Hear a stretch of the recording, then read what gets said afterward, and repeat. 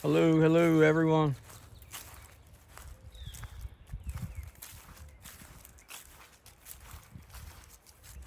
I came out for a little bit. We got a little break from all this rain. We've gotten a lot of rain in the last, I think since yesterday afternoon, it actually moved in on us. I've I've moved around a few different spots. Sorry for shaking. I just walked all the way back down about 2.5 miles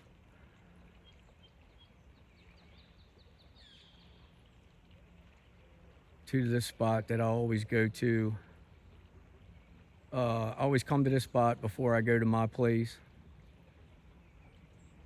You guys, I know you guys are familiar with it or remember last week when I posted, I think the first video, I put this one up first. I always do that. I think the tribe that stays at my place, I think they pretty well, I think they work this area too. I'm almost certain of it because I see a lot of the same, I don't know, I guess I always call it language.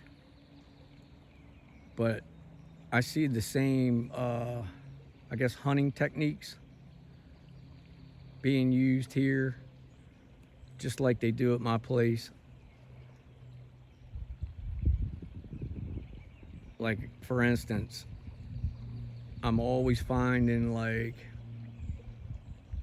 rotten logs, kind of like what black bear do. They'll roll the log over and like, how do you call it? What do you call it? Forage for bugs. You know, they'll chase after the bugs and the worms and so forth. Pretty much like a protein meal, just to keep them, I guess, just keep them even until they get something for, you know, that like fixes their bigger appetite. But I noticed that a lot at my place, and bears don't stay in this part of Maryland on a regular. I think the last time we had a black bear I call it getting lost, working its way down the Potomac and onto the Patuxent and then to the Bay was about 9 years ago.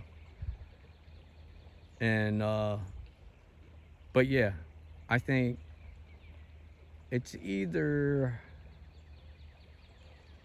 I want to say it's either feral people, because I have had a run-in with one, and it wasn't at this spot. It was a few miles up the road. It's either feral people, pretty much people that live wild in the woods, live off the land. They're just pretty much like wild animal. I mean, they're scary actually. It wasn't a good encounter that I had. Or it's the tribe of Sasquatch that I've witnessed with my own eyes. 6 of them to be exact. None of the 6 look alike. I'll put it to you like that. But when I was coming through here earlier, I usually go past here first, and I go up about 5-6 miles and I turn around and come back slow. I was coming up through here slow, about 15 miles an hour, and I was looking where I've got the camera right now, and I saw something very, very large, dark, more like a shadow figure than anything in flesh. But like I said, I was going 20 miles an hour and I didn't stop. I glanced, saw it, looked back to the road to make sure I didn't, you know, I wasn't crossing the lines. I looked back again and it was gone. And I knew once I saw that, I had to come back, because I have had that experience here before, but not quite like I just had. I was actually in the back of where I'm pointing the camera right now. I was like at the back of those woods, if you can imagine. And I was heading in the direction I'm standing now.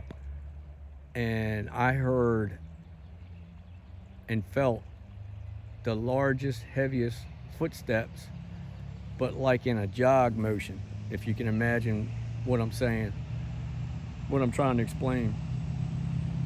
And it was cutting across in front of me, and I was looking the whole time, and I couldn't see anything back through there. You know what I mean? It's like the sound was in front of me, and you just know like something's going to cut across in front of you at any given moment, but then it never does. And it was like soon as I heard it in front of me, like I'm picturing it to happen, like I'm saying, the noise just disappeared. And then maybe, and everything happened so fast, I'm just rough estimates of trying to explain it to you. Maybe 5 seconds later, to my far right, about 60 yards in front of me, but to my right, I heard the deepest gutturalist growl. I felt it in my chest. And that's going way back. That was like my third encounter that I can actually call an encounter. Not a Class A, but it was definitely an encounter. And my opinion, if you ask me, I'm sure you're thinking that right now, well, what do you think it was? Just my personal opinion, since I've had an encounter, a Class A, with a no-name, a giant no-name, I think that's what it was. I really do. I think that I came across the one that was stalking me at my place, because I'm only at a minimum 3 miles from my place. Close enough that I park down the road and walk from this spot to my spot. And I do it because all of the activity and different energies that I get coming through to me. And once that, back to what I was telling you about my encounter with the no-name, after it stopped and I didn't hear anything else, I got really, really lightheaded and dizzy. And then my ears started ringing. Well, that's the class sign for me every time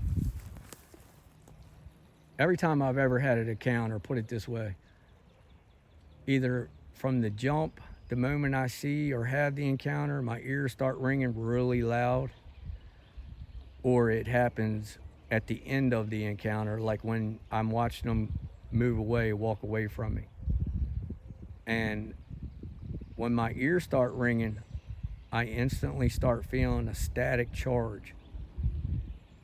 But it's not all over my body. It's only on my arms, up the back sides of my shoulders, and up my neck. And then it just, out of nowhere, it just goes away. All right, hang in there for part 2. My apologies, I forgot I was zoomed out. Hang in there for part 2. Part 2's coming next. Thanks for coming along. Blessings to each and every one of you.